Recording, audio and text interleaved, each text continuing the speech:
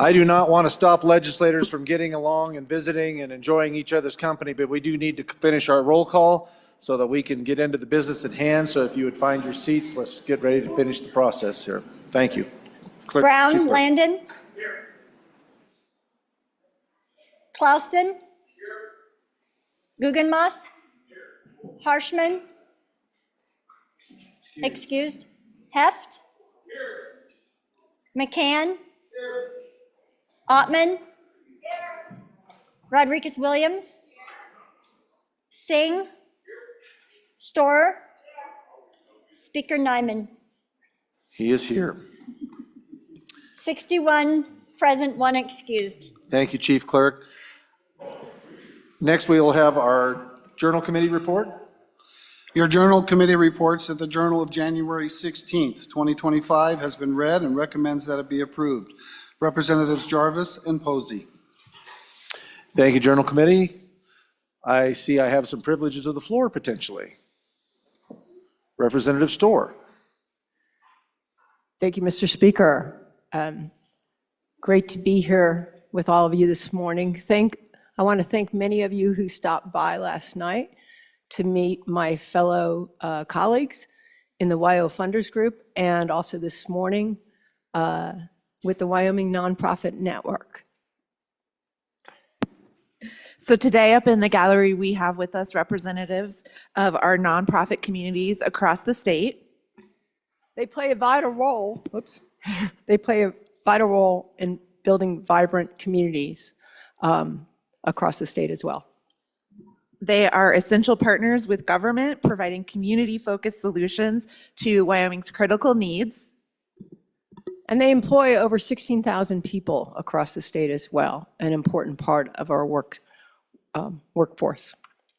So this morning, I would invite you to stand and recognize our members with the Wyoming Nonprofit Network.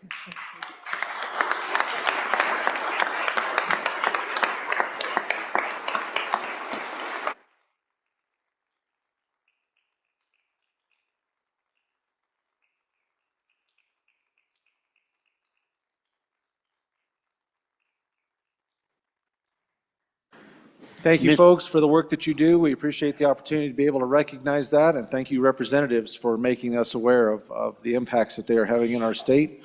We appreciate you doing that. Representative Pendergraft, you have something you'd like to share? Thank you, Mr. Speaker. Privilege of the floor.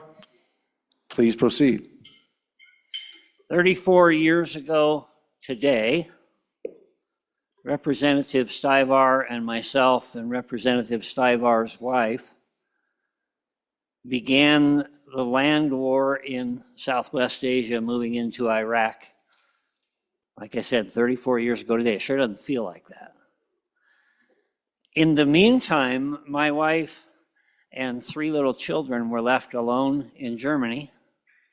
Her family was all over here in Wyoming and in Oregon. We had an opportunity yesterday to thank some soldiers and to applaud for them, and that's a great thing. That's something that we should do. But it occurred to me while I was thinking about this last night that we should do honor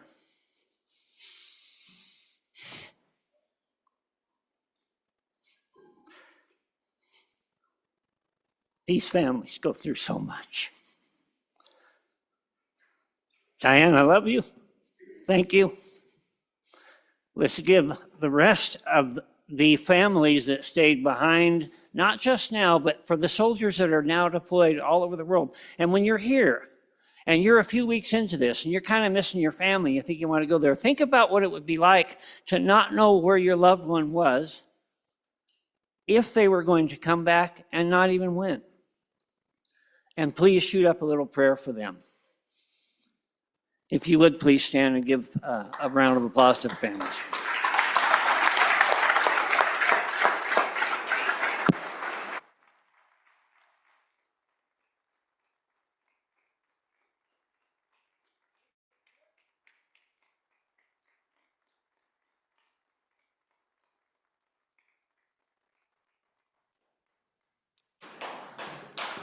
Thank you, Representative Graf and Representative Stivar and all of the others, the members of this body that have served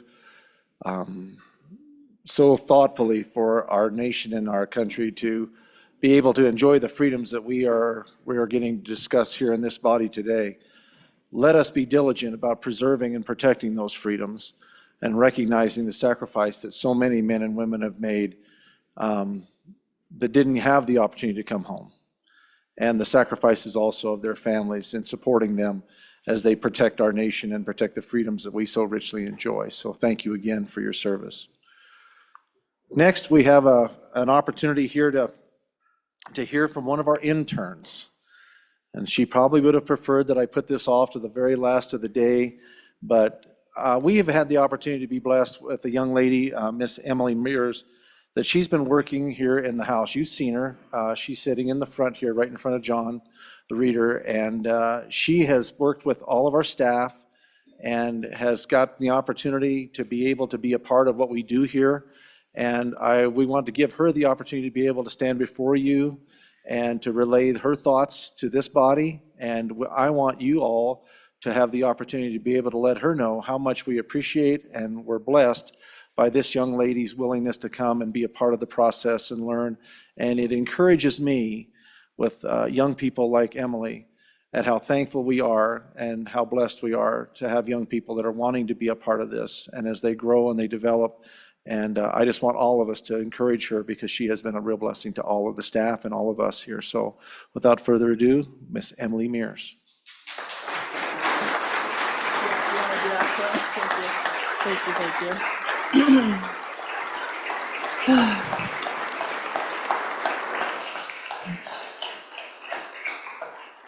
Thank you, Mr. Speaker. First, disclosure, I haven't taken my public speaking courses yet, so there's no telling how this is going to go. But first off, I want to say thank you for all surviving the week with me. And I honestly wasn't quite sure if I'd make it all week without accidentally locking myself in a committee reading room or getting lost in the hallways, but here we are, so that went well.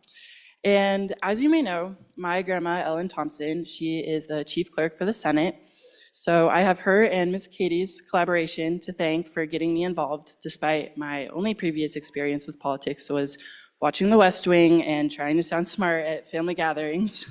So Nana, if you're listening to this, as I'm sure you are, thank you for thinking that I could handle this. Turns out I can, and if nothing else, I now know what a page does.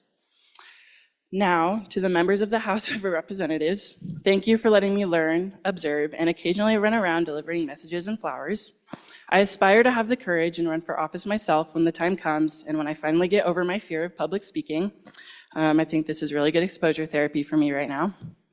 Even though my time spent here was short, I've learned that more in the last 72 hours than I thought was possible, and it was an honor to sit behind the bar and watch you all work your legislative magic.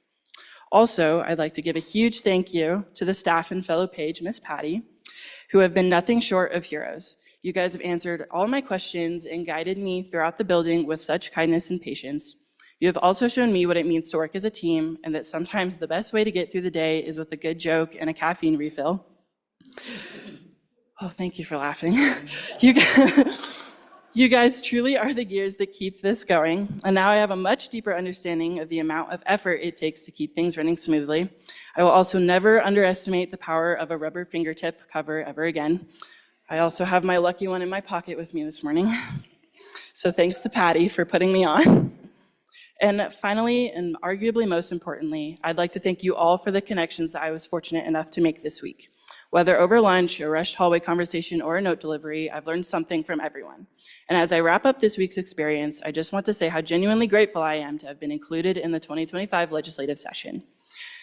And I'm sure to carry these lessons and connections for many years to come. So thank you to everyone who helped me grow, laugh, and find my way in rhythm around this place. Thank you.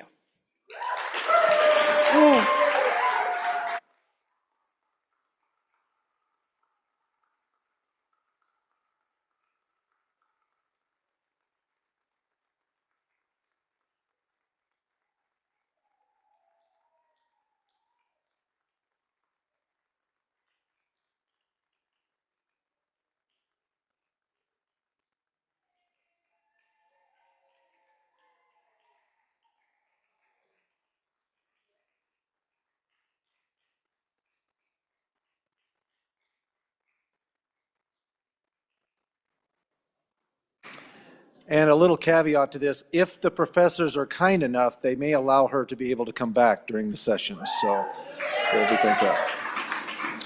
Thank you all. You're wonderful people, and it really helps our young people to know that they've got people out there that are going to encourage them and help them on their journey in life, and you guys are great. I appreciate your willingness to really show her the support that she deserves.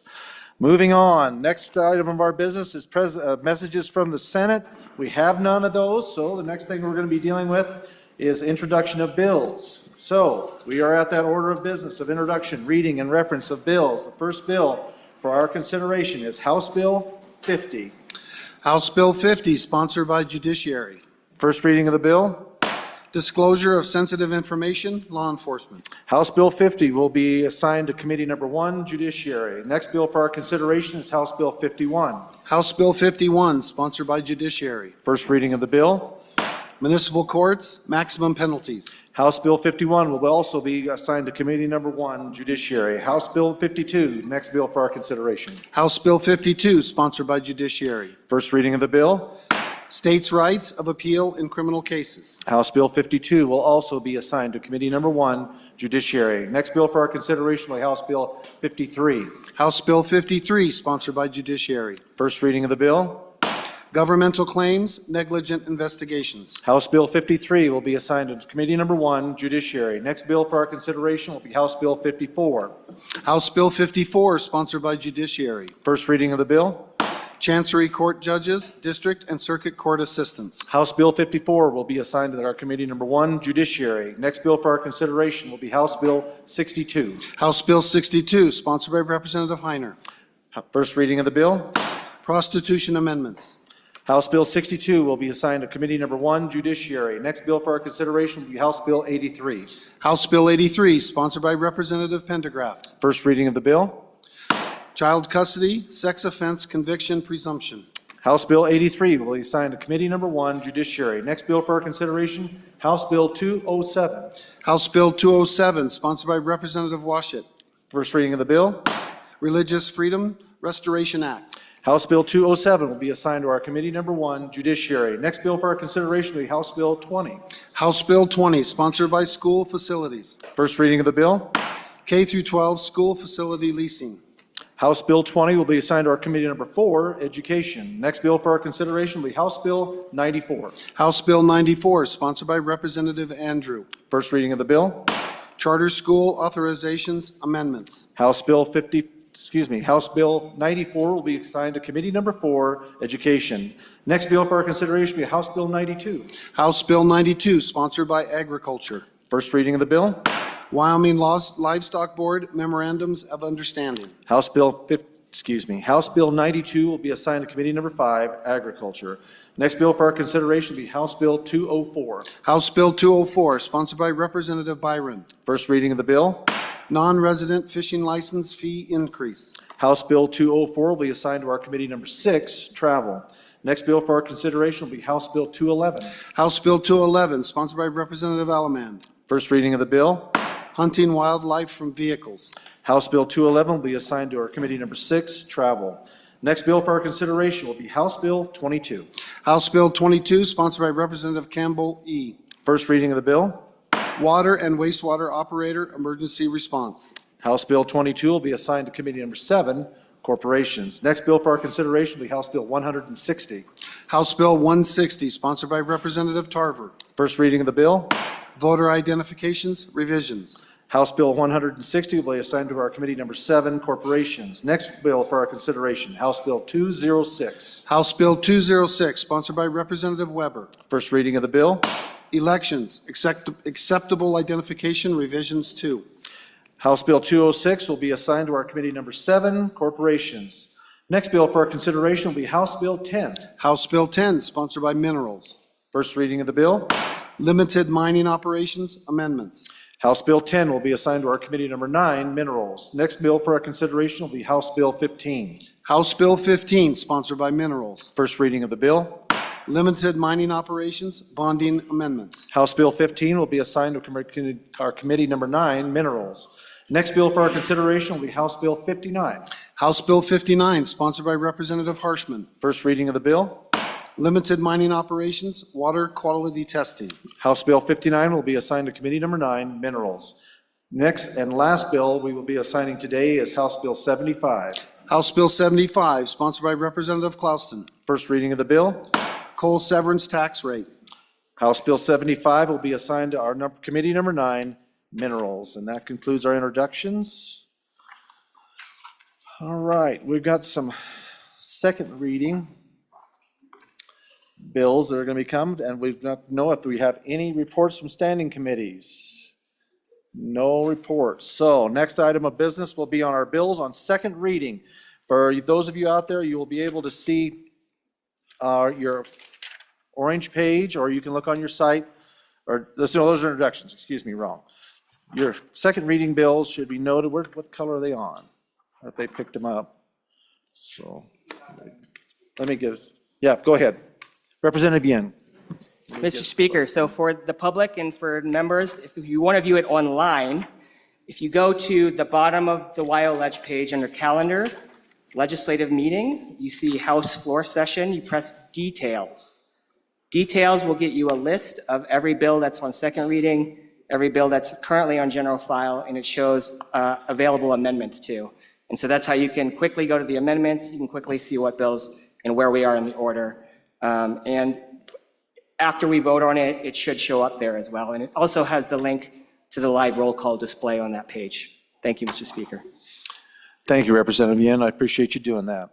Okay, our first bill for consideration will be House Bill 14. We are at that order of business, so the bill's on second reading.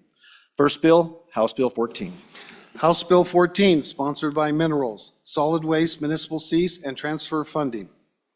We do not have any amendments, so is there any discussion on House? Just goes quick. What's that? Just goes quick. Oh, just keep rolling through? To the amendment. Okay, then next bill we have is for House, oh, excuse, I got, right over here, the little yellow thing that says, just read the script. Okay, so now it's flashing. Okay, all right. Having been read two separate times, the question is, shall the bill be read a third time? Hearing no objection, it is so ordered. House Bill 17, second bill for our consideration. House Bill 17, sponsored by Education, Career Technical Education Equipment Grants Amendments. We have no amendments, so having been read, House Bill 17, having been read two separate times, the question is, shall the bill be read a third time? Hearing no objections, it is so ordered. House Bill 32, we have amendments. House Bill 32, sponsored by Representative Lean. What is a Woman Act? Discussion on the bill, we have amendments. Representative Jarvis. Thank you, Speaker. The amendments, I move a second read of this amendment.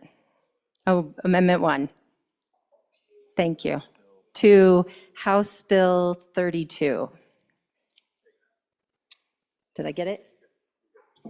Okay. I don't have a script. I can't share mine, Representative, so. Okay, you guys all, just told by the chief clerk, you guys all have a little book with your names on it that has that script in it. And so you can follow along on that until we get it. So, Mr. Smith's got it. Okay. There you go. Representative Jarvis. So I move what? But just, okay, for consideration. Okay, all right. Thank you, Speaker. So first and foremost, I want to explain something really quickly so there's context behind what I'm doing. What I did as part of my campaign is I sent out a survey, and we did a lot of research behind how to ask the right questions in the right way and make it very scientific and just point blank ask people what they think in my community. And I hand mailed a survey to every individual in my community, and I actually got close to 500 responses today. And with that commitment to that survey, I committed that I would actually truly be a representative of the people, and that even though sometimes I would lay my personal beliefs no matter how hard it was, because really, truly, I was elected by you to be here to represent what you're really asking for and what you really want. And so as more surveys come in, that may change on my stance on different things. But as of right now, on gender issues, 37% of my community, right? It's taking it there, promise. For gender issues, says government, it should not be involved. 32% says, Representative Jarvis, I don't want to Yeah. interrupt you, but hang on, you're fine. Representatives, if you have a point of order, I need you to go to a lectern and to announce that point of order. We don't want those to be shouted out from the body. We want to keep decorum. So if you have an issue that you want to bring up, go to a microphone, declare your point of order, and I will address you from the chair. Until then, you're out of order, Representative Alaman, so please remember that going forward and all the rest of the representatives, but thank you. Representative Jarvis, please continue. okay. So 32% provide protections for people to Point of live order. their own lives. Representative, what is your point? The amendment must be moved before we have the discussion. Shit was moved. That's all right, not a problem. Thank you. Representative Jarvis, please proceed. Okay. 13% say regulate gender-related decisions, and 16% say provide a balanced level of regulations. So that being said, if I know for a fact any gender-related issues, according to the current status of this survey, I have to vote no. So regardless of how I feel personally, that's what my community has asked me to do. But that second one right there, that came in second, says that it is really important to my community that we provide protections for the people to live their own lives. So this amendment, when I looked at it, I went back and because I talked to a few people that said definitions really are not that big of a deal, Julie, and nobody's really going to do that. And then I asked a couple attorneys and I said, hey, could it happen? And they paused for a minute and they said yes. They said yes. 5 years ago, I wouldn't even have worried about this definition. But here lately, there are a lot of things that are happening in Wyoming that I thought would never happen in our state. And there are a lot of things that are being discussed that I never thought were coming here. And I can tell you that the proposed, yes, you're right, in the definition that I'm proposing that we delete the definition of what a female and what a male is, and that we replace it with female means a person whose birth certificate identifies the person as a female. Male means a person whose birth certificate identifies the person as a male. There is fault in this definition. We all discussed that yesterday. But there is also fault in the current definition. And when I look at the actionable outcome of the two faults, and which is the less of two evils that I would want to occur, I assure you, Wyoming doesn't let you change your birth certificate. We don't do that here. If somebody's gonna go to the work to do some chaotic thing, to do something, like, you can't make this stuff up in our society anymore. But if somebody's gonna push so far, and it could happen, that an internal, because I assure you, if it's to prove that you are female or male, and it goes to the level of what this definition, as it is currently stated, does, that is an unwanted, unsafe experience for women. That is not safe for the women of Wyoming. And this bill in itself is designed to serve as definitions, and correct me if I'm wrong, so that we, as a body, can start working together to provide protections for women. That definition does not protect women. We can always amend the birth certificates as we find a better way to define this, but we can't take back what will happen to somebody if it could happen. Thank you, Representative. I'm going to have Representative Yin, before we continue on with the process here, just so all of you know, because many of you here, this is your first, second reading experience. There are second reading rules that apply, first for a second and so on.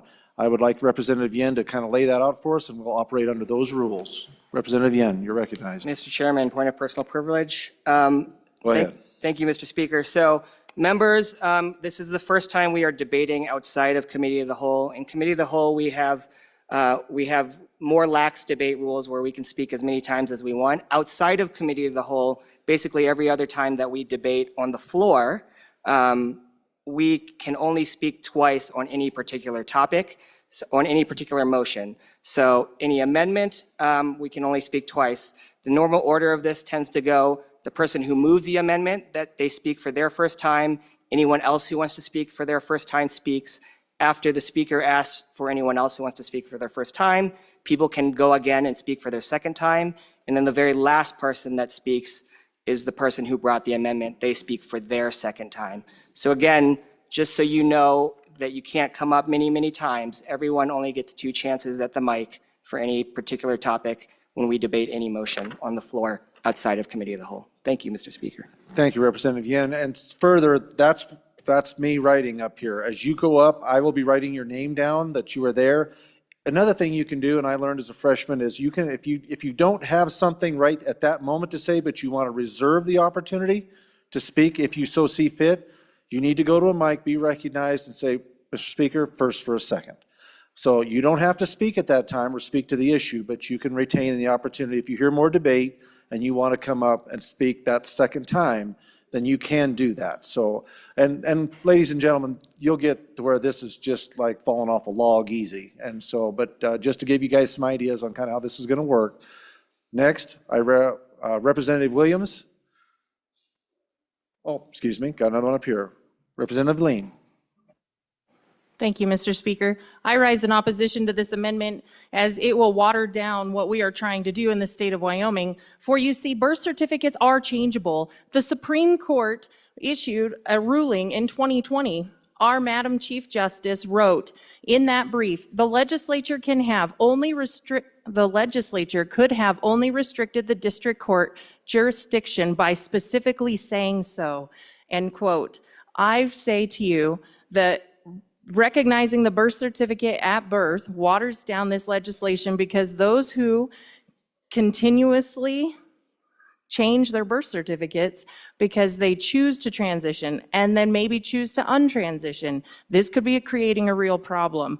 The definitions that are in the current legislation that, as amended, that came out of Committee of the Whole, offer us a very strong definition for the courts to be able to issue justice, and that with that definition. I rise in opposition of this amendment. Please vote no. Thank you, Representative. Representative Campbell, for your first time. Thank you, Mr. Speaker. I rise before you to relay some information that I received from the coroners of my counties that I represent. I asked the coroners that if they were to find a body that had been out in the woods for 8 or 9 years, would they be able to identify what gender it was, what sex? They told me that they could.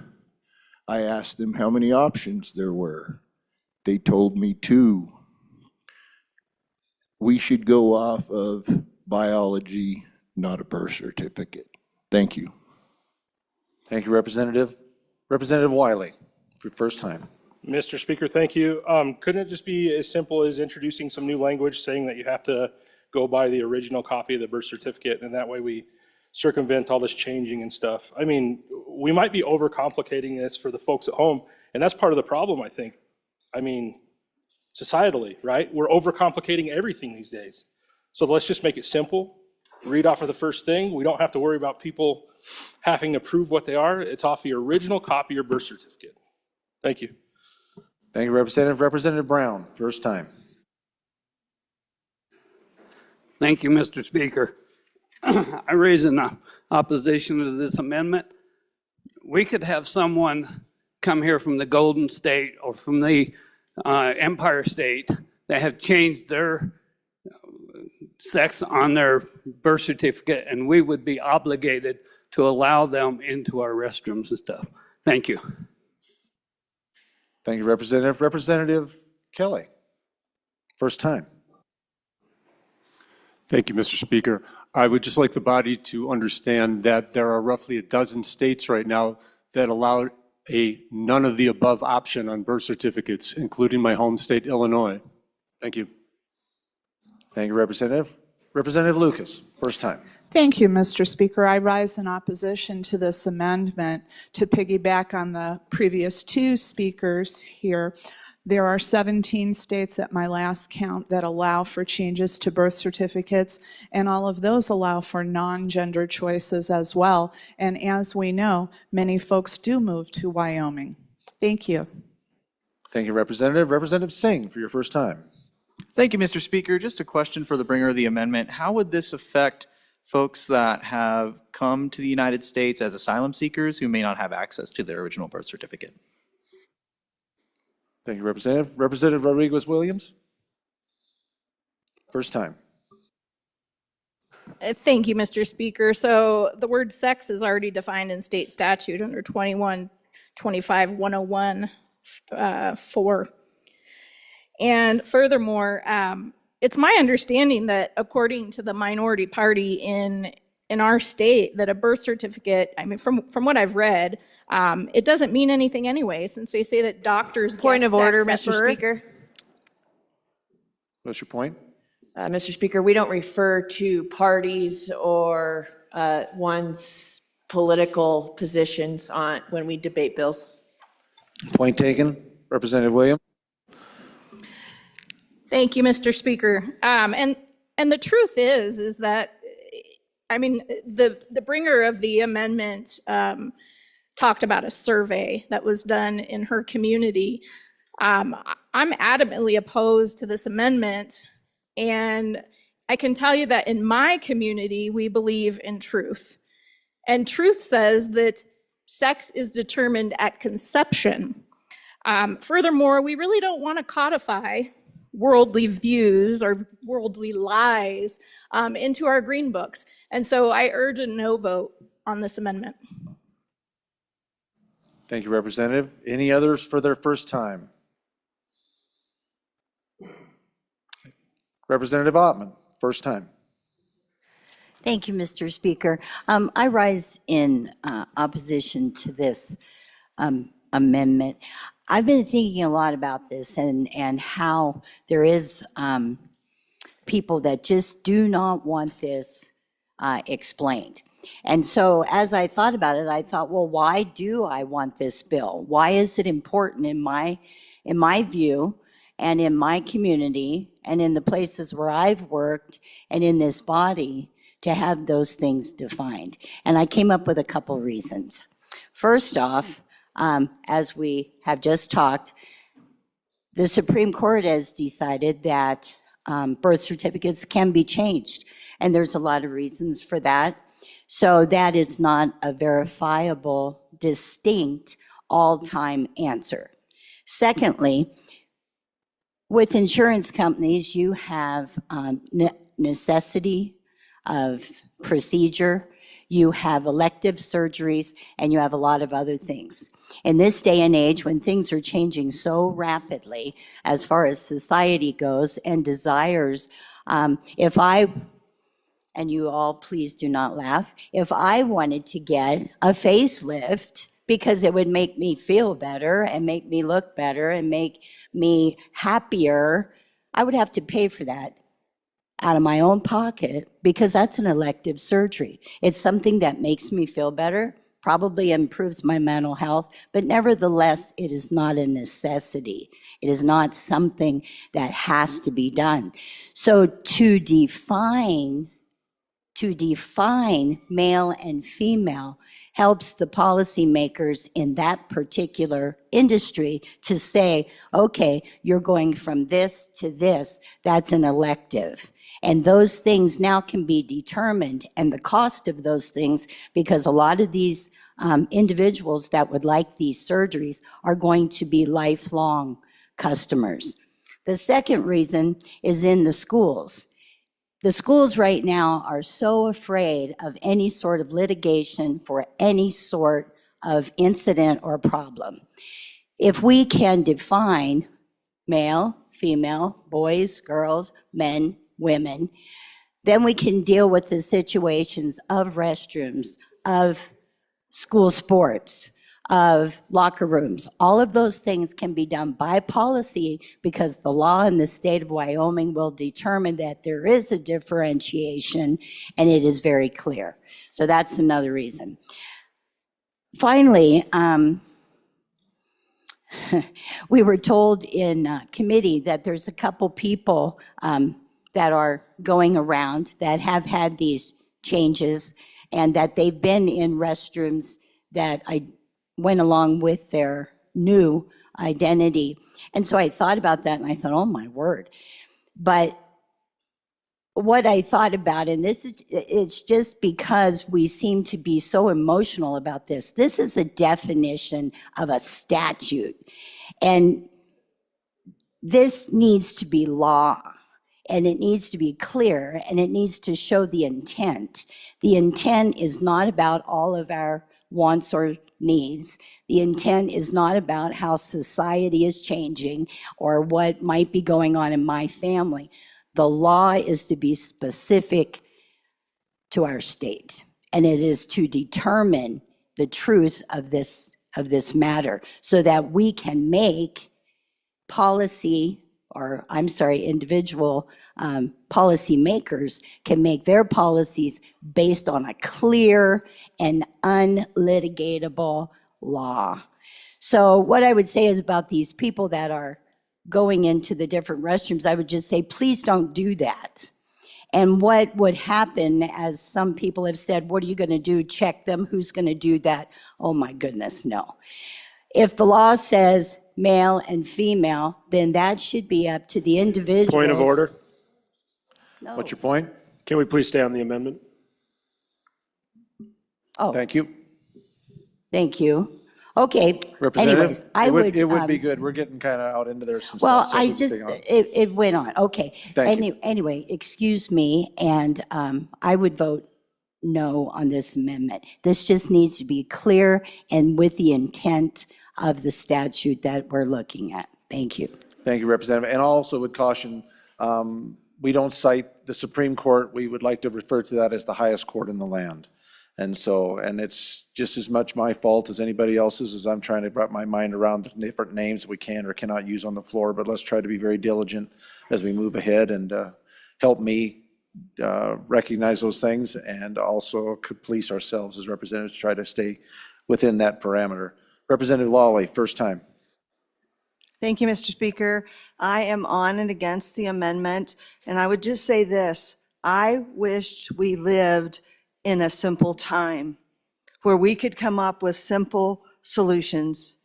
We are well past that on this issue. It has been litigated over and over again, and this definition represents a legally defensible definition of male and female to sort out then the issue. And you're going to see this definition again in some coming bills. So with policy attached, maybe it'll make more sense to you.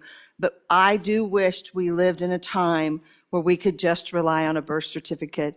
But that is not the day in which we live. On and against. Thank you, Representative. Representative Connolly, first time. Thank you, Mr. Chairman. What my concern is, I know we have to do this. We have to come up, unfortunately, with who's a woman and who isn't. It just seems just plumb awful to me. But where my concern is in regard to the amendment is I understand why the amendment is being brought, because my mind goes to, yeah, we need this, but in a situation, how is that going to actually be carried out? Is that a medical, is that a blood test? Is that a medical procedure or what to actually say, okay, in order to prove that you're a female, you're going to have to go through and make sure your chromosomes are what they're supposed to be? Is that practicality on how that happens? Where does that leave us? But I understand the reason for the bill. Thank you. Thank you, Representative. Representative Bear, first time. First for a second, Mr. Speaker. Thank you, Representative Bear. Any other? Representative Locke? No, I'm sorry. Strzok. Thank you, For Speaker. your first time. I was looking around for law. Okay. Yeah. So my first fault. for a Excuse me. second. Thank you. Thank you, Representative.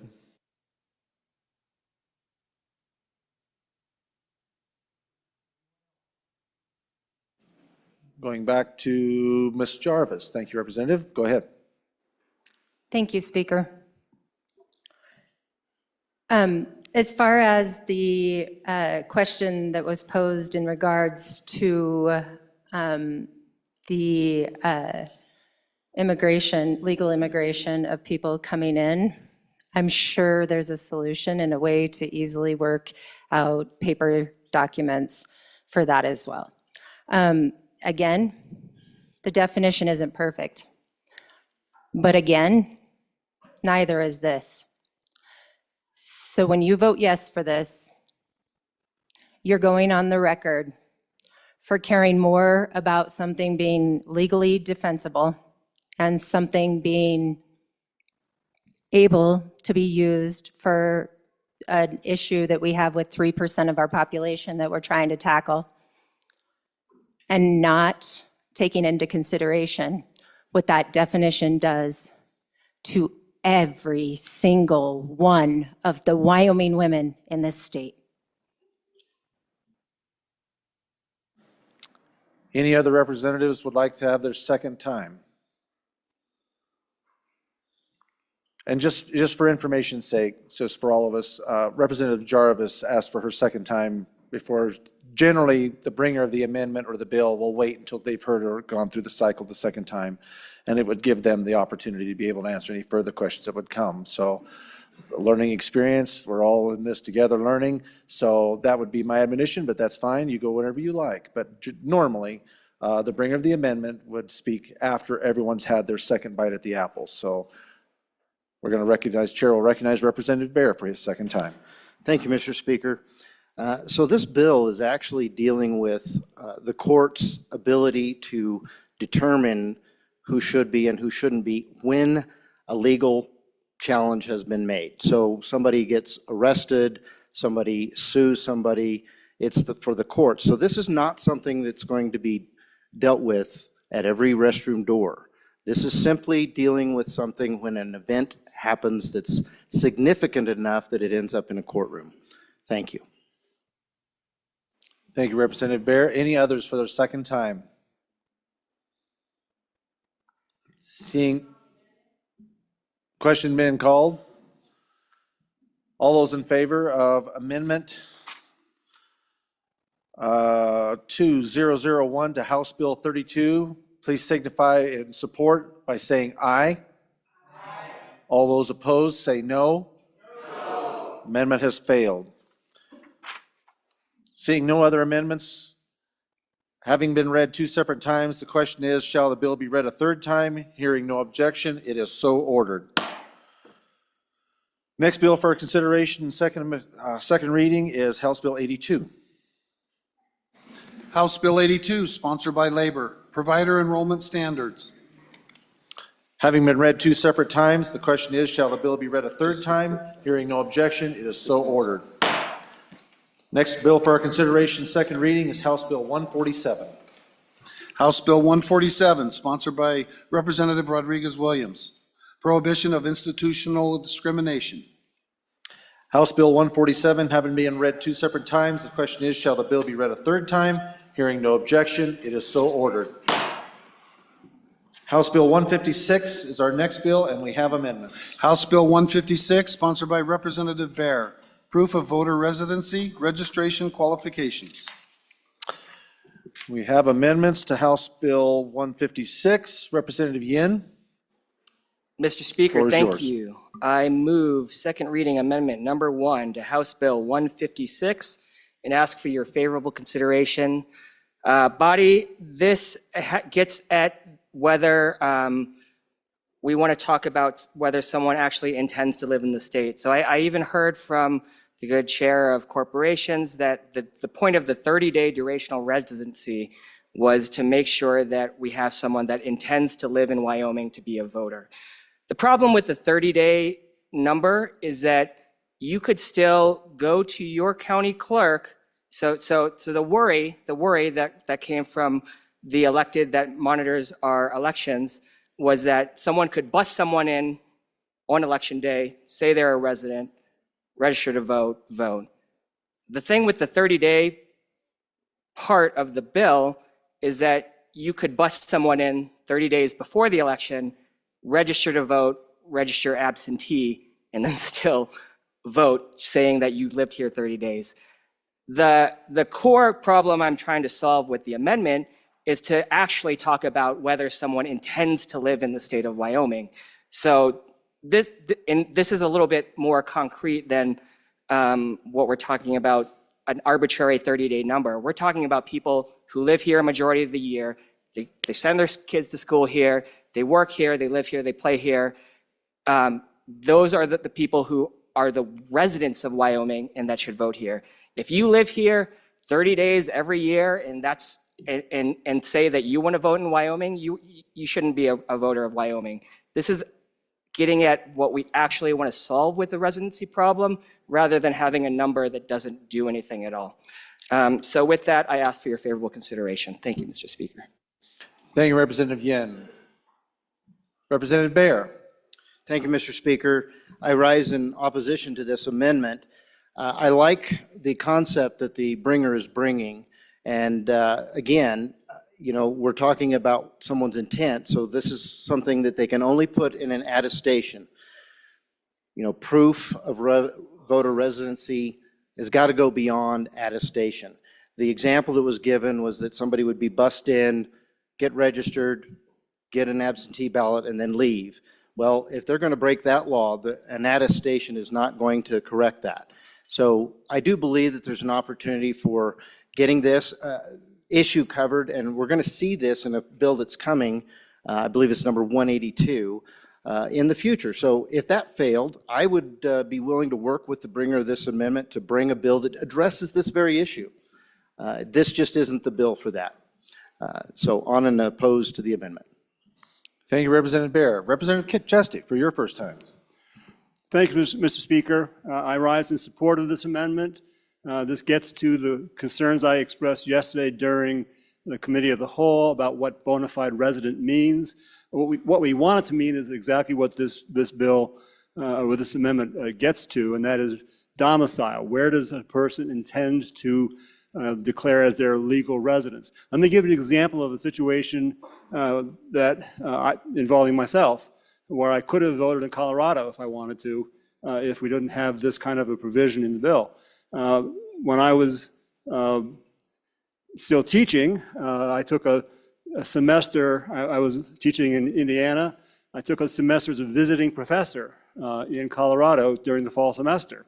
So for that fall semester, I moved to Colorado and rented an apartment and lived there for 90 days, for 4 months actually, to take on the job as a visiting professor. My intent was not to stay there forever. My intent was to return back to Indiana, which was my legal residence. But the 30-day provision, had that been the law of Colorado, I could have registered to vote in Colorado, even though it wasn't my intent to stay there. And that should not be allowed. So I do support this amendment and urge an aye vote. Thank you, Representative. Representative Wharf, for your first time. Thank you, Mr. Chairman. I rise in opposition to this. I appreciate the effort, but I think intentions change. And that's the problem I see with this, is it's too ambiguous. I could intend to be here when I register. After I vote, I could move somewhere else because I also intended to go somewhere else. And I just struggle with this. I look at what we do to have to qualify to buy a hunting and fishing license. You have to live here a year.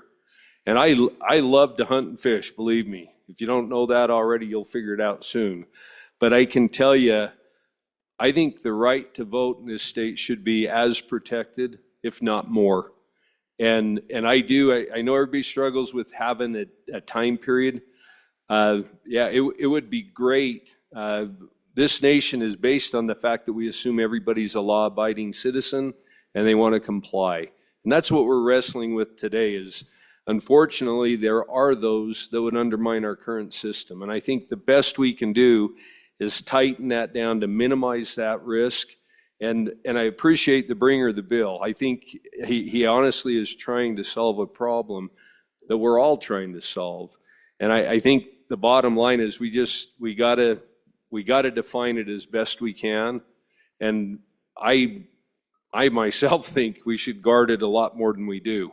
But I would urge a no vote on this amendment. Let's stay with where we're at.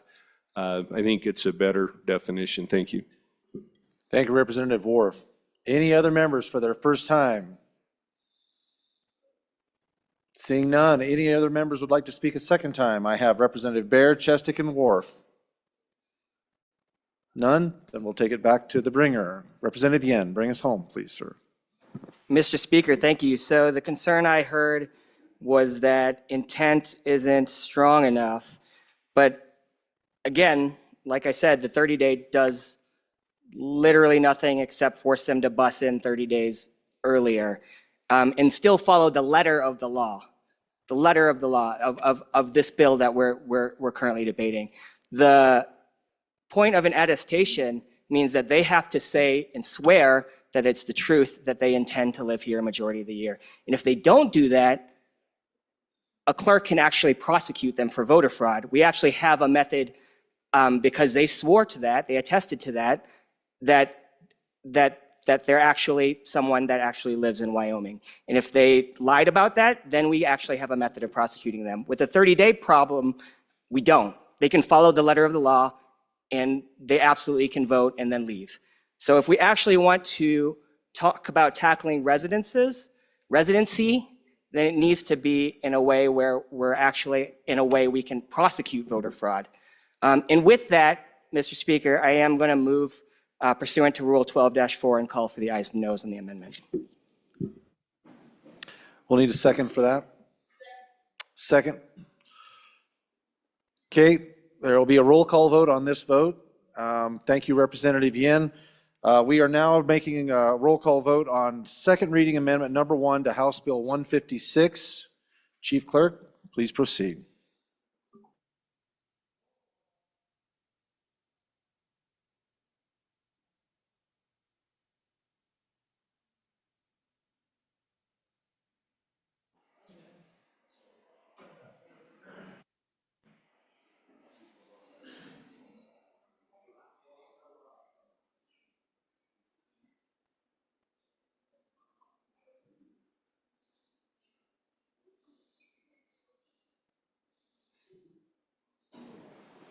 Element? No. Andrew? No. Angelos? No. Banks? No. Bear? No. Brady? No. Bratton? No. Brown Gary? No. Brown Landon? No. Byron? Aye. Campbell Elisa? Aye. Campbell Kevin? No. Chestick? Aye. Clouston? No. Connolly? Repeat? Davis? No. Eklund? No. Erickson? No. Filer? No. Geringer? No. Guggenmoss? No. Haraldson? No. Harshman? Excused? Heiner? No. Heft? No. Jarvis? No. Johnson? No. Kelly? No. Knapp? No. Larson Lloyd? Larson JT? No. Lawley? No. Lean? No. Locke? No. Lucas? No. McCann? No. Nicholas? No. Ottman? No. Pendergraft? No. Posey? Posey? Aye. Provenza? Aye. Riggins? Rodriguez Williams? Schmid? Sherwood? Singh? Smith? Storer? Strzok? Stivar? Tarver? Thayer? Washut? Wasserberger? Webb? Weber?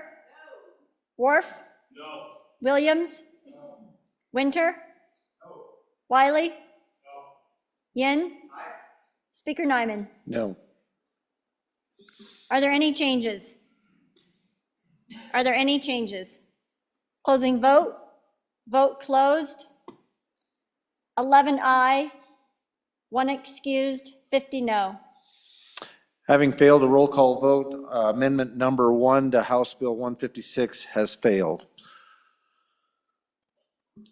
Next bill for our consideration, let's see, we have one, so we have a second amendment. We got 3 amendments. Oh, okay. Next amendment to House Bill 56. Bringer of the amendment, Representative Yin. Mr. Chairman, I still need to work on this amendment, so I respectfully withdraw second reading amendment number 2 to House Bill 156. Thank you. Thank you, Representative Yin. The amendment has been withdrawn. We have, is that the last amendment? We got one more? Okay, one more amendment. Bringer of the amendment will be, I'm imagining, Representative Chestick. Please proceed. Thank you, Mr. Speaker. Given how the last vote went, I can guess how this vote's going to go, but I do want to propose this. Representative Yin and I were both working on the same issue at the same time and submitted our amendments to LSO at the same time. That's why we have 2 that are similar, although not identical. But again, this gets to the problem that I spoke to yesterday. Excuse me, I'm sorry, Representative. I missed this. We need to move the amendment, sir. Oh, I'm sorry. Thank you. I'd like to move second reading amendment to House Bill 156. Please proceed. Thank you. Thank you. My apologies. I'm getting, it's been a while since we've done this, so I'm still getting used to it. So, yeah, as I said, we were both working on similar issues independently of each other, came up with slightly different solutions of the same issue about what does bona fide resident mean? And what we want it to mean is somebody who intends to make this their home. We want people who make Wyoming their home to be able to vote. And that's what bona fide means. So that's the concept, the legal concept of domicile. And so I've incorporated, we define, the amendment defines bona fide resident basically to mean domicile, which means intends to make Wyoming the person's fixed principal place of residence. That's what domicile is. So I want to amend the bill to say that you have to intend to make Wyoming your fixed principal place of residence. And in order to solve the problem of how do you prove intent, I want to amend, the bill does provide for a certificate signed by the voter. And I want to just change that to include a statement that a voter's statement that they intend to make Wyoming their permanent place of residence is sufficient, and therefore we don't have the clerks having to make all kinds of crazy inquiries about, cross-examine the applicant about what is your intention. Their statement signed with their registration application is sufficient. So I would ask for an aye vote on this amendment. Thank you, Representative. And I would ask too, we also need to be mindful, and it was made aware to me, it was amendment number 3, need to be read in. So please, if you wouldn't mind, that will just clean up the dust. I'm sorry, amendment number 3, second reading amendment number 3. Thank you. There you go. Very good, sir. All right, moving on to our next representative, Representative Larson. I'd like to speak to this amendment. Thank you, Mr. Chairman. Maybe a question to ask the bringer of the amendment that he could answer at the end, but for how long? How long when I attest that I'm going to be a resident, is there a time requirement then? And I think it becomes very challenging when we try to just pinpoint dotting the I, crossing the T on this. And so does this mean that I intend to be a resident for 2 weeks, or is it for 2 years? And so I think that that's the challenge we have in trying to really nail some of this stuff down, but maybe he can explain that to us a little bit. Any other members like to speak for their first time? Representative Bear, first time. Thank you, Mr. Speaker. We did discuss this yesterday, and there is a need for, well, I wouldn't say a need for defining bona fide. This particular term is in Black's commentary. It's been defined for the entire history of this country, and it simply means genuine. The only reason we might go down this path, as the previous speaker said, it's very difficult to pinpoint all the potential details of what does genuine mean. Right now, we depend on our county clerks to make that determination. I do believe that if the clerks really need more direction, that we can do that. It's just not in this bill. We would need another bill to help them determine what a genuine elector means. Thank you. Thank you, Representative Bear. Are there any others who would like to speak for their first time? Second time. I have Representatives Larson and Bear. Representative Chestick, back to the bringer. Thank you, Mr. Speaker. To address the question from the other podium a moment ago, how long, the legal concept of domicile does not say how long. It is simply an intent to make that your legal residence or your permanent place. And we all know that people move around and circumstances change, and the law of domicile doesn't really require a time limit or a specified amount of time. It's just your intent to make that your legal residence. So the bill simply uses the legal concept of domicile, which I think is the intent of the bill. I think this is consistent with the intent of the overall bill, and therefore I urge your support. Thank you. Thank you, Representative Chestick. Representative Orff, you did not speak on the first go-around, so you cannot come through on a second. Are we on second already? We just went by it and we All just right, rounded home. Sorry I missed that, Mr. Chair. No problem. My bad. It's all good, sir. Okay, I would entertain a motion. Question. Thank you. Question being called. All those in favor of second reading amendment number 3 to House Bill 156, please say aye. All those opposed say no. Motion has failed. Amendment has not been adopted. That is the last amendment. So with that having been said, having been read 2 separate times, House Bill 156, the question is, shall the bill be read a third time? Hearing no objection, it is so ordered. The next bill for our consideration will be House Bill 157, and we have amendments. House Bill 157, sponsored by Representative Bear, proof of voter citizenship. Bringer of the amendment, Representative Bear, please proceed. Thank you, Mr. Speaker. I will go ahead and move House Bill 157's second reading amendment number 1 and ask for your favorable consideration. Folks, you'll recall that yesterday I said that I would bring an amendment to clean up some language.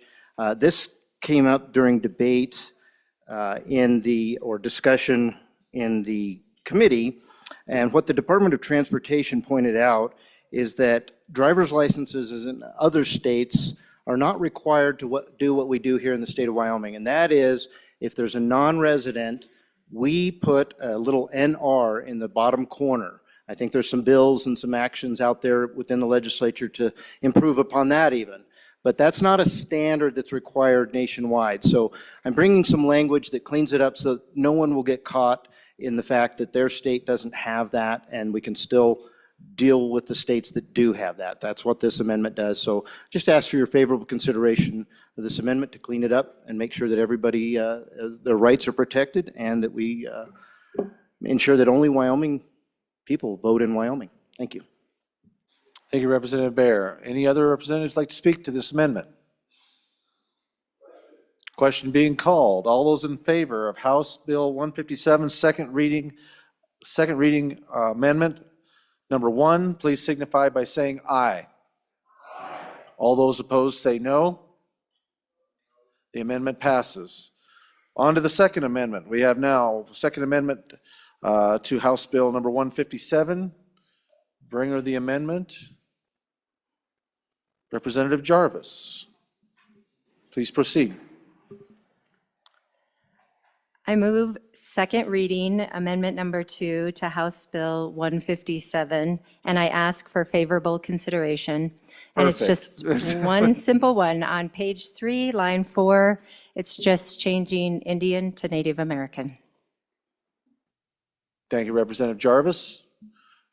Anyone like to speak? Representative Larson, first time. We've addressed that previously over a number of times and in the legislature, and that's the federal designation that they use in Federal Register, and we've adopted that into state to continue using Indian rather than Native American. We've batted that around 2 or 3 times. It's not intended to be offensive or anything else. We're just being consistent with what we've historically used. And so I don't think it's necessary. Thank you, Representative. Anyone else want to speak to this amendment? Representative Bear, your first time. First for a second, Mr. Speaker. First for a second, Representative Bear. Any other representatives who'd like to speak for their first time? Representative Eklund, your first time. Yeah, I think to piggyback on that, our own 2 tribes at the reservation that we have refer to themselves as probably either, but they call themselves Indians. And it's just, you know, it's sad we're in a world where you just have to be politically correct all the time, but we could do either on here, it'd be fine. But I guess I would just soon refer to them as what they refer to themselves. Thank you, Representative. Any others would like to speak for the first time on this amendment? Amendment number 2 to House Bill 157. Representative Ottman, please proceed. Thank you, Mr. Speaker. Having attended some of the meetings and things like that with the Arapaho and Shoshone, they're going through their verbiage as well to make things universal for better term. But anyway, Indian tribes is the term that they are, because that way they can differentiate between the two. So that's more common, and we have that language in our green books, as the other representatives said. So it's just not needed. Thank you, Representative Ottman.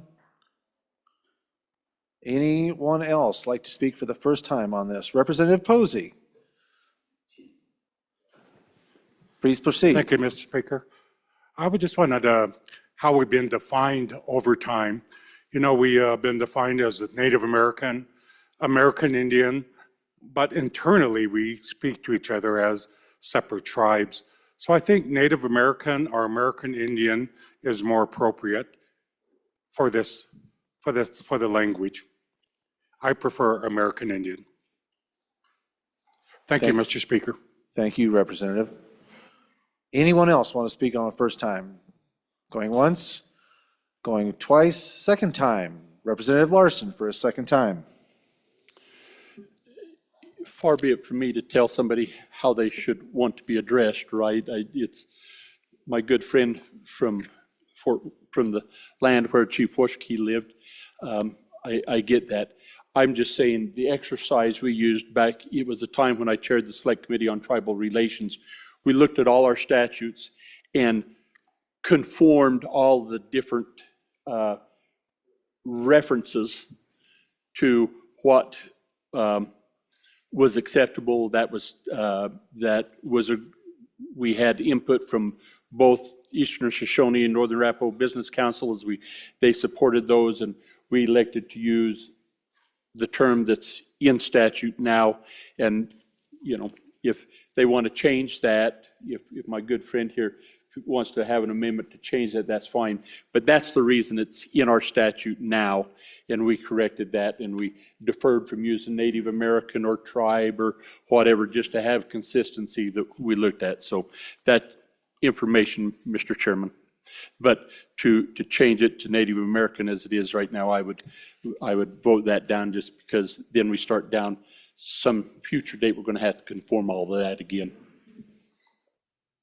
Thank you, Representative. Representative Jarvis, second time. Thank you, Speaker. With Mr., I'm not going to say names. Out of all respect for the representative who carries the most weight for the Wind River Reservation, I retract that amendment. Did I say it right? I withdraw it. I withdraw that amendment. I'm learning. Give me a couple days and I'll nail it. Should he feel that it needs to be amended to the other term, that's totally his call. Amendment that has been withdrawn. Thank you, Representative Jarvis. All right, House Bill 157, having been read 2 separate times. The question is, shall the bill be read a 3rd time? Hearing no objections, it is so ordered. Next item on our agenda here, moving out of second reading to, gotta watch my papers. Second reading messages from the Senate. No, excuse me. Bills on second reading? Yeah, well, now we're going to the Committee of the Whole. So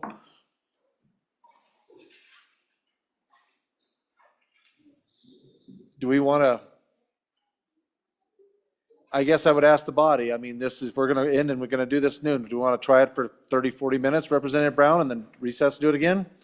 Okay, ladies and gentlemen, we will be moving on to consideration for bills in the Committee of the Whole, and Representative Landon Brown, would you please come up and take the chair?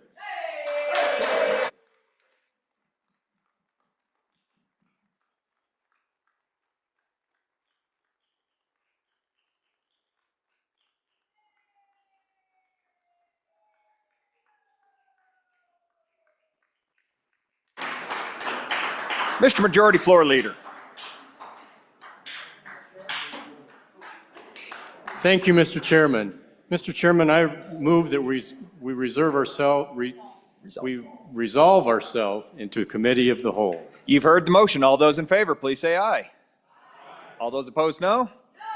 All right. Committee of the Whole, please come to order. First bill for our consideration is House Bill 50. Reading clerk, please read the bill.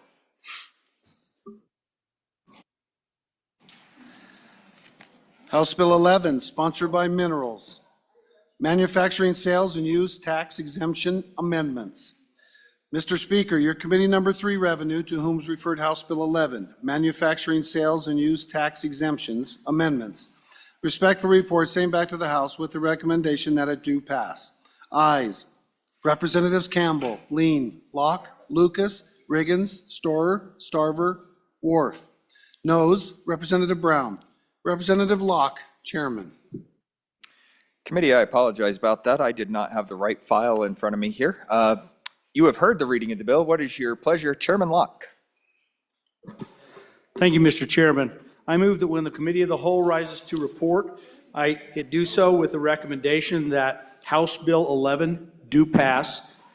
And I yield the floor to Representative Riggins to explain the bill. Chairman, we have a standing committee amendment. Oh, never mind. I'm sorry. It's a Committee of the Whole amendment, so never mind.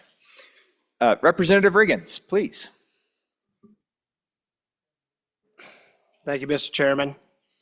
This is where I get the script wrong because there isn't one right here. So I would like to present to you House Bill 11. We doing all right? Okay. Manufacturing, Sales, and Use Tax Exemptions Amendments. If I'll direct your attention to page 2, line 6 and line 19, you will see on paragraph O, until December 31st, 2027 has been struck out. It's now 2037. The same is repeated in line 19. The purpose of that is to extend the date of these sales tax exemptions used for the purchase of machinery and material and all components that are for use of manufacturing items for resale. Hold on, I got a note somewhere.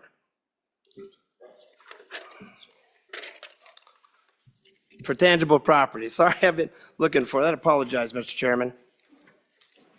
So this is basically just like purchasing wholesale equipment for resale manufacturing. This is usually on a large scale in Wyoming, all mining equipment, everything that could be used to manufacture tangible property for resale. It stretches in every community in Wyoming, and including, and I think people overlook that there are many small 3-4 man operations that tight margins, and I recommend that we extend this and approve this, vote in favor of this bill, Mr. Chairman. Questions? Thank you, Representative Riggins. Seeing no discussion, and we do have a committee of the whole amendment, Representative Larson, JT. Thank you, Mr. Chairman. At this time, I'd like to move Committee of the Whole Amendment Number 1 to House Bill 11 and ask for your favorable consideration. Members, what this amendment does is change this from extending the sunset date to repealing the sunset dates. So what we're doing is saying we're supporting our core industries. We're willing to say that we want this exemption to stay in place for a long period. If you look at this specific part of statute, there's many exemptions and none of them have sunset dates on them except for this specific one. So I think that this exemption has served our industries very well over the past roughly 20 years that this exemption has been put in place. And I think that we need to support our core industries and give them some certainty with this exemption. So thank you very much and ask for your aye vote on this amendment. Go to Speaker Pro Tem. Mr. Speaker Pro Tem. Thank you, Mr. Chairman. On and for the amendment, I believe, as you just heard, it would be the only exemption with a sunset date.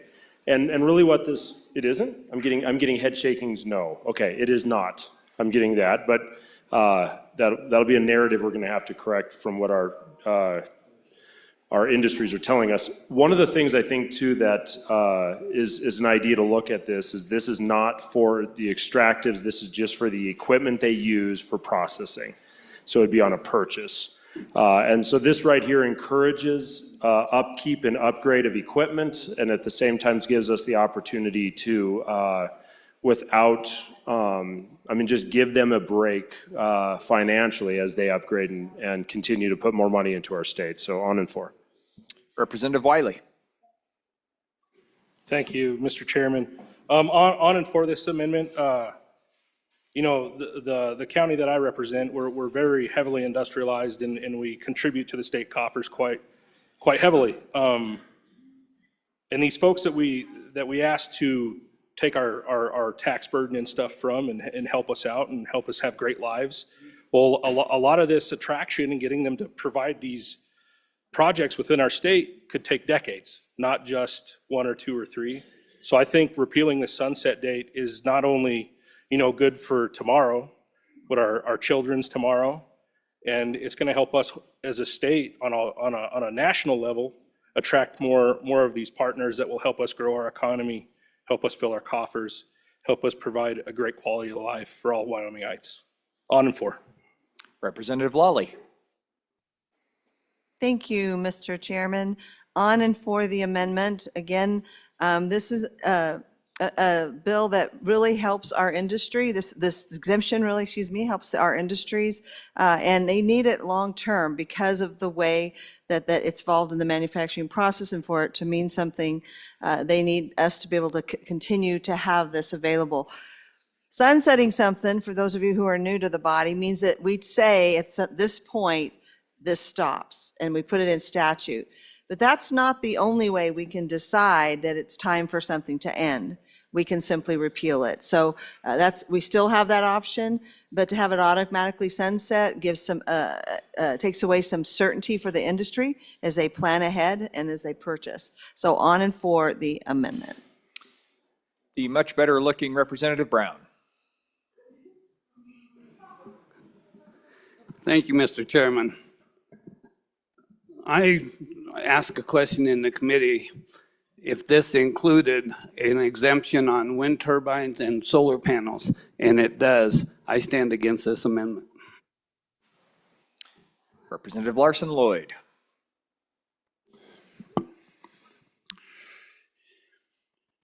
It's, it's always nice to stand up and give people a tax break. And, you know, it's kind of like apple pie and popcorn, and it makes us feel good. But I think oftentimes this body doesn't understand the tax structure of Wyoming and who pays the taxes, which largely are the industries that we're talking about that gets the exemptions, but not in all cases. The extractive industries, indeed. So what's the benefit? What's the benefit then when, what taxes do we pay? Our revenues really are based on sales tax and severance tax and royalties. When we give an exemption to sales tax, for example, if you're replacing a large component in a mill or a processing plant, you exempt them from that. And we've always kind of maintained some control and saying, okay, and every 10 years we come back and look at that because industries evolve. So if we were looking for example, maybe in a mining process down in southeastern Utah or southwestern Wyoming, where they are taking the mineral out of the ground, then they're processing it into a tangible product that's resold, and we generate the revenue off the sales tax of that product, that really has an advantage because we get the enhanced value of the product that's being sold. But what if, for example, perhaps in another natural resource where the mineral coming out of the ground, you have the severance tax paid for and the royalty paid for by the person that extracted that, and then it moves further down the supply chain to another large processing facility. There's no sales tax on that product that's being consumed because it's part of the processing, the process. Then the end product is sold. And we say, okay, we get that back on sales tax, right? But what if the product's all sold out of state? Then what value is there back to the state? And so you can say, well, but we get property tax, that doesn't come to the general fund. We get an employees, and then, of course, sales tax if they're paying sales tax. And we've agreed that some of these sales tax exemptions are fine, but I think having this, and this will be the second time in my tenure that we've reconsidered this exemption. And we each time have considered just taking it off altogether. But as these industries evolve and as our tax structure evolves, I think we want to make sure that we still have the ability at some point to reconsider who all gets this exemption at some future date. So I would encourage, at least I would encourage you not to do that. I think it's also important to note that, yeah, that's an opine for another day. I would just encourage you not. Thank you, Representative Larson. I'm going to just give a quick admonition to the body. Let's make sure we're staying directly on this amendment, if we could, please. Representative Stivar. Thank you, Chairman. On and against this amendment. There was only 38.7% of the respondents, the people in the report that was put out on this. We need to look further into this. I ran an amendment that failed to drop it down from 10 years to 5 years. So we need to look at this and make sure, like the good speaker before me said, that we're not giving things up. So on and against. Representative Worf. Thank you, Mr. Chair. I rise in opposition to this amendment. I just think it's important for us to understand the sunset is what brought this bill before us. It gives us an opportunity to look at this tax. And believe me, I'm the first one to say I don't like taxes, but I don't think it's fair for us to remove the opportunity for future legislative representatives such as us to have the opportunity to review it. Times change. There may be some reason, some rationale to look at doing it differently. And I think it's just important to have these people come back to the table and be accountable. We are giving them an exemption, and I just think the accountable thing is to say, come back every 10 years. The industry said that works for them. And so I'm comfortable with that. I think we should leave it in place so that future bodies have a chance to review that exemption. Thank you, Mr. Chair. We'll go to Representative Yin and then Representative Bear. Representative Yin, please. Mr. Chairman, thank you. So as alluded to by many members, there are around 2 reasons that we put sunset dates in bills. So I'm not speaking in favor or against the amendment. It's more on why we have the amendment and why we have sunset dates. So generally, we have sunset dates for 2 reasons. One, we think something should be only temporary, and then we want it to expire. So for example, we had a lot of things that had to do with a pandemic, and we didn't want those things to last forever, so there's an expiration date.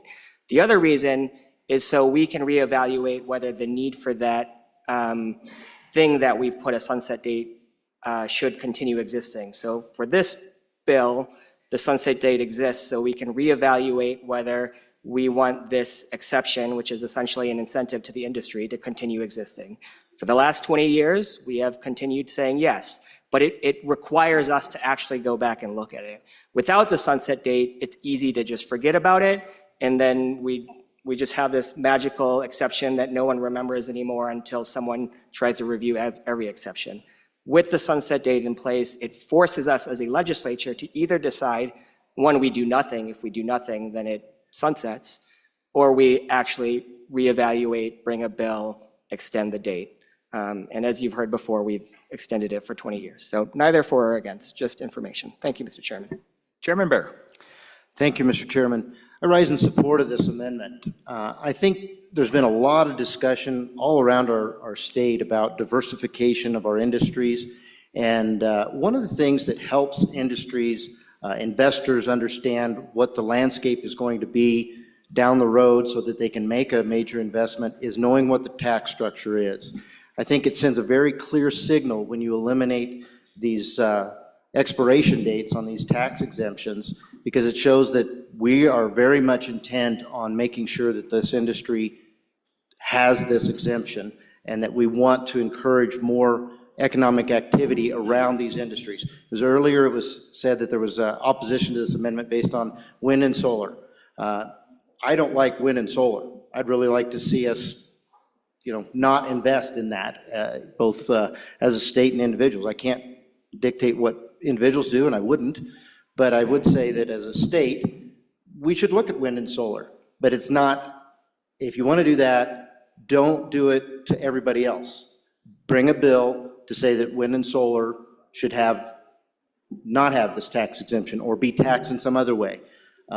This amendment makes it real clear to everybody that might want to invest in Wyoming and bring manufacturing into Wyoming. And I think that the incoming administration is really intent on bringing manufacturing back to this country. And I am, for one, I'd like to be a champion in this state of Wyoming of making it a great place for those industries to land. And I think this amendment actually, it addresses that. It sends a very clear signal on and for the amendment. Representative Singh. Thank you, Mr. Chairman. On and for the amendment, we've already spent a considerable amount of time talking about this subject, and if future legislators want to talk about the subject, they should do so on their own volition by bringing their own bill, instead of having to reevaluate the process whenever the sunset date is applicable. So on and for. Okay, we're going to go to Representative Chairman Heiner. Majority Floor Leader Chairman Heiner. Thank you, Mr. Chairman. Get all those titles in there. Thank you. So private industry, to put together some of these large projects that are going to be happening in Wyoming takes a number of years, sometimes a decade or so to put together that kind of project, and the financing and the logistics and the permitting and all that goes into that. And I've had industry leaders talk to me about Wyoming and the laws we have in Wyoming. The biggest fear they have is when the legislature comes into session and they change things. So to change the laws, to change the tax structure, it really sets them back because, you know, what they've told me is it doesn't matter if you tax us at this level or at this level, just leave it the way it is. Because we can stew that into the economics of the project, but not knowing where it's going to be, you can be working on a project for years and then all of a sudden it changes. So I rise in support of this. Let's leave it the way it is so that we can bring industry into the state, we can diversify, we can be business, we can support business and grow our state. Thank you. I think there's 6 of you that haven't spoken on this. If you'd like to get up to the mics, you're more than welcome to. Representative Angelos. Thank you, Mr. Speaker. I do want to attest to this because this kind of affects my family and our family business, but it's really important as a 2A sanctuary state, and most of us enjoy those, this will pertain to that industry as well. You know, one of those machines can cost upwards of $600,000. And so for a small mom and pop's business to get going, that's almost, it's not feasible when you're looking at that. We just passed a bill, this body did, to fund a state shooting complex. And we are hoping to pull in more manufacturers of gunsmiths, firearm businesses, and this will affect that as well. So this is a great revenue generator in the long run, and it does give that stability to our manufacturers who are looking at that. And sometimes it can take years for those companies to get a building and get built and then buy the equipment. So, and they employ our people who also then filters down to our CTE programs with machining and our machinist, and it will benefit all the way around. So just another industry that you don't think about, but definitely our firearms industry would benefit from this. Representative Larson, would you like to try to bring us home on this one? Thank you, Mr. Chairman. So just to clean up a few of the opposition remarks that I heard, some of the ones that I highlighted were only 30% of manufacturers responded that they used this in 1 year. And I think that in some ways that can make sense, right? Not every year you're investing in new equipment, especially for the smaller, which is probably a majority of our manufacturers in the state, the smaller businesses are not going to necessarily have to invest in new equipment every single year so that they don't use it every single year. And so another point I would like to make is we all have a duty here to review exemptions and laws as we see fit. If we, as a body, decide that we want to review further exemptions in our statute and take them away or even add exemptions for taxes, that's up to us to decide. And so I think with this bill or with this amendment, we're providing certainty for the manufacturing industry in our state that we are not going to tax sales on their equipment that's used. Thank you. Let's go to Representative Larson Lloyd. Thank you. I think that there are some good comments about trying to make a business-friendly environment and doing that with taxation. What's our corporate tax rate in Wyoming? 0. What more incentive can you get than that? What do we charge our people for state income tax? 0. So we bring people in. We want to have new manufacturing. We bring people in. That's wonderful. They have children. Who doesn't want more children in their neighborhood? They come in with 2 children. We're paying $35,000 for those 2 kids a year to go to school out of the state general funds, which sales tax and property tax help cover. But if we continue to exempt on sales tax and other things, with no corporate tax and with no state income tax, which I agree, we're upside down on this little venture, right? Somehow it's costing the state to enjoy having a business in the community. I get that it costs business, it costs to buy equipment and do all this stuff, but I think we need to be careful and control how often and when we do this. And I would just encourage you to vote against this amendment, and that's retain the ability to reflect on this from time to time.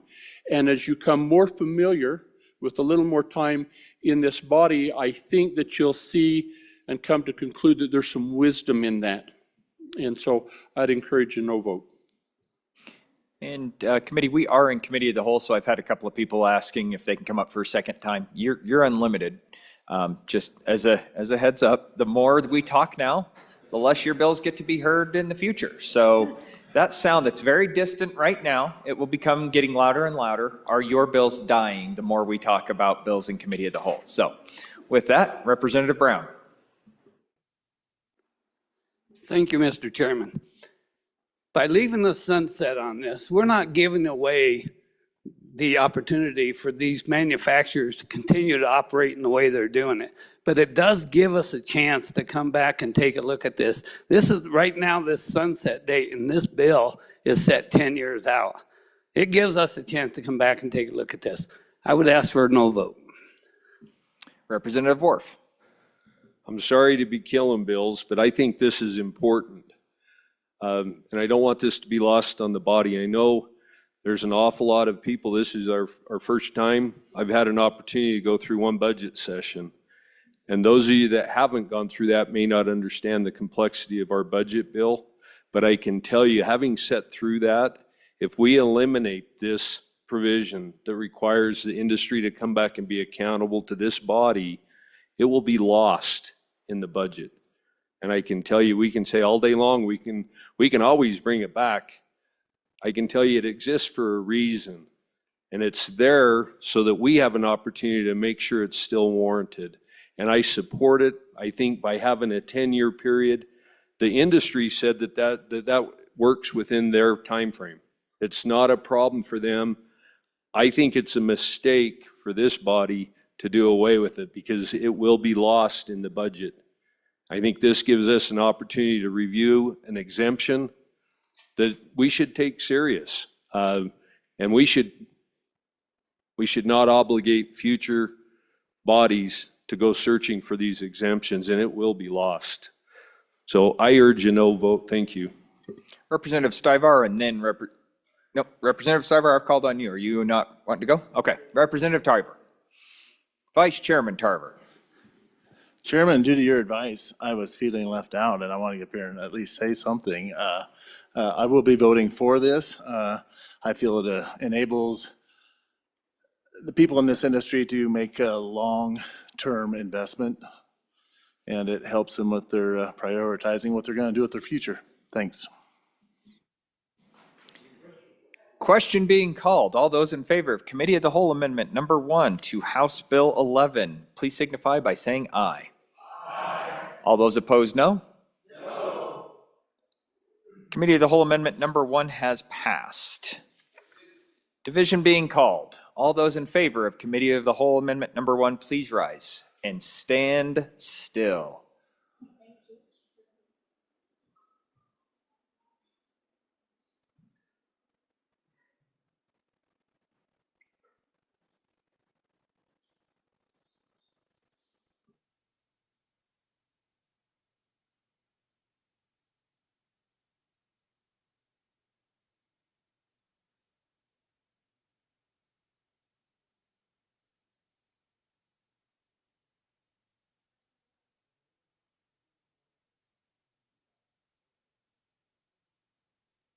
All those opposed, please rise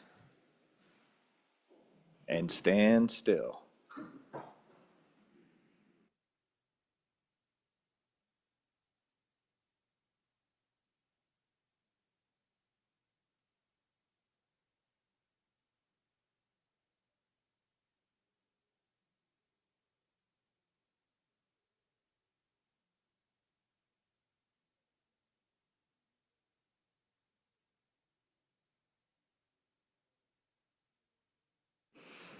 We're going to do a roll call vote because we have got a 30 to 29 tie on this. And to make sure, instead of making you get up and sit down multiple times, we're just going to make this nice and easy. 11, yes.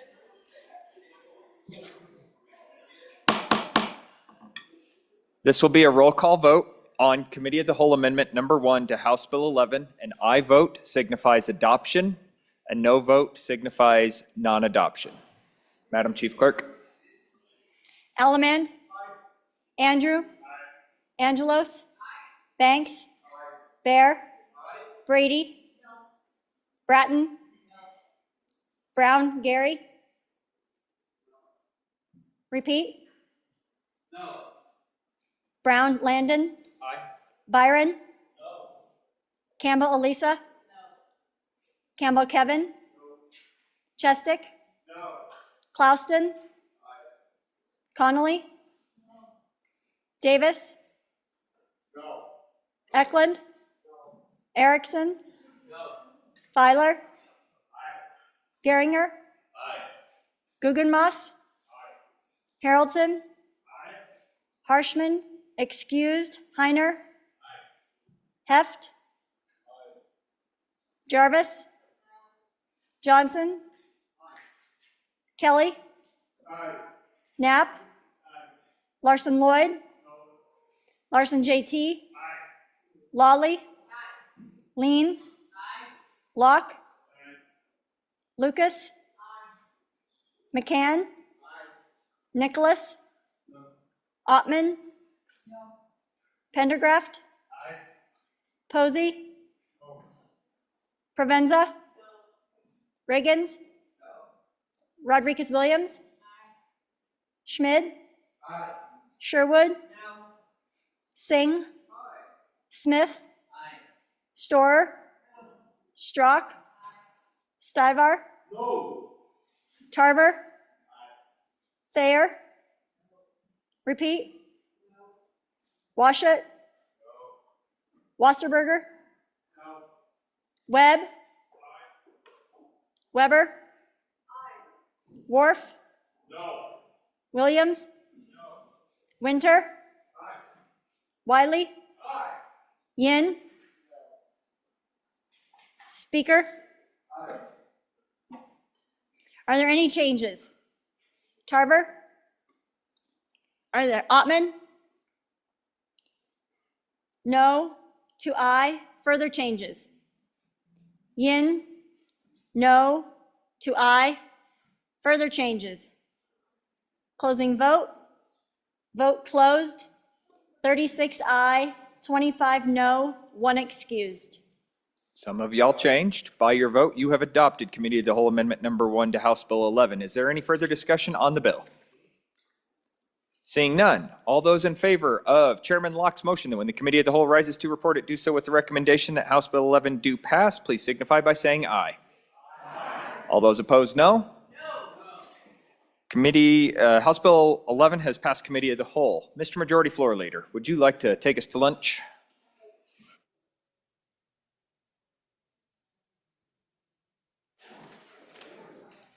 Mr. Chairman, I move that the Committee of the Whole rise and to sit again at 2 p.m. We've got a motion on the floor. Committee announcements. Chairman Bear.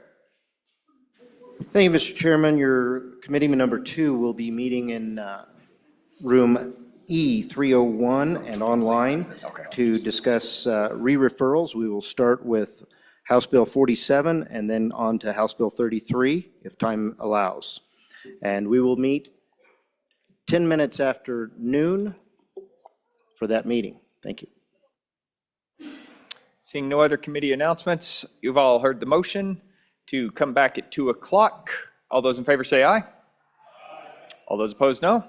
Oh, Chairman Knapp. I'm sorry, I almost left you out. Chairman Knapp. I do have a committee announcement. Your committee number 7, corporations, will meet upon recess, 10 minutes after noon to get a bite. but we'll be discussing bill number HB 116, HB 122, HB 79, and if time permits, HB 69. Thank you. All right, by your vote, we're out of here for lunch until 2 p.m.